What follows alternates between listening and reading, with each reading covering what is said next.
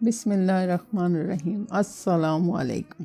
جادوگر، جوگی اور درویش۔ سینکڑوں برس پہلے کی بات ہے جب دریائے راوی شہر لاہور کے درمیان بہتا تھا۔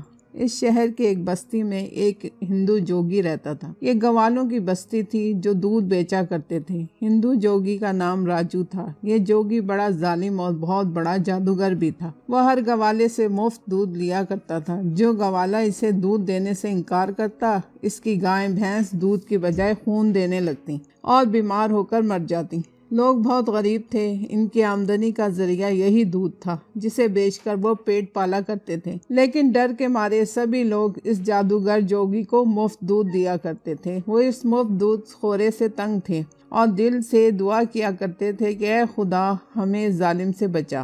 دل سے جو دعا نکلتی ہے اثر رکھتی ہے۔ چند دن بعد دریائے راوی کے کنارے ایک مسلمان درویش نے آ کر ڈیرا ڈال دیا۔ یہ بزرگ بڑے ہی اللہ والے تھے اور دن رات خدا کی عبادت کیا کرتے تھے۔ ایک روز ایک بوڑھی عورت دودھ کی بالٹی لیے اس کے پاس سے گزری۔ درویش نے کہا، مائی صاحبہ پیسے لے کر تھوڑا سا دودھ مجھے دے جائیں۔ بوڑھی نے کہا، بیٹا یہ دودھ تو میں جوگی مہاراج کو دینے جا رہی ہوں، اس میں سے تھوڑا سا بھی کم ہو گیا تو وہ ناراض ہو جائے گا اور میرے جانوروں پر جادو کر دے گا، جس سے وہ دودھ کے بجائے خون دینا شروع کر دیں گے اور مر جائیں گے۔ اور بیٹے وہ بڑا ظالم ہے، بستی والے اس سے بہت تنگ ہیں، وہ ہم سے مفت دودھ لیتا ہے۔ بزرگ کو بستی والوں پر رحم آ گیا۔ اس نے کہا، مائی صاحبہ دودھ مجھے پیسے لے کر دے جاؤ، میں وعدہ کرتا ہوں راجو جوگی تمہارا کچھ نہیں بگاڑ سکتا، وہ اسے مفت دودھ نہ دیا کریں۔ بوڑھی پیسے لے کر دودھ دے گئی۔ راجو کے جادو کے باوجود اس کے جانوروں کو کچھ نہ ہوا، بلکہ ان کے دودھ میں اضافہ ہو گیا۔